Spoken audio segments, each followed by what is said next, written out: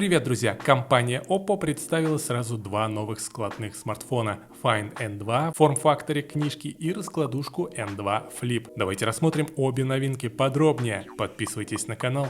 Поехали!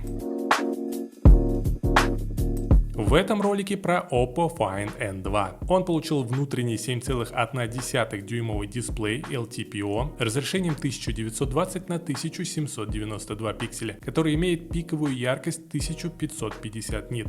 Внешний дисплей 5,54 дюйма 2120 на 1080 пикселей с максимальной яркостью в 1350 нит и стеклом Gorilla Glass Victus. Оба экрана поддерживают HDR10+, и частоту обновления 120 Гц. Find N2 оснащен шарниром второго поколения, он меньше, легче и надежнее, выдерживает до 400 тысяч складываний-раскладываний в сравнении с конструкцией, которая использовалась в первом Find N. К тому же новый телефон весит меньше, всего 233 грамм, толщина составляет 14,6 мм в закрытом состоянии и 7,4 мм в открытом. Если сравнивать с первой версией, то 15,9 мм и 8 мм соответственно.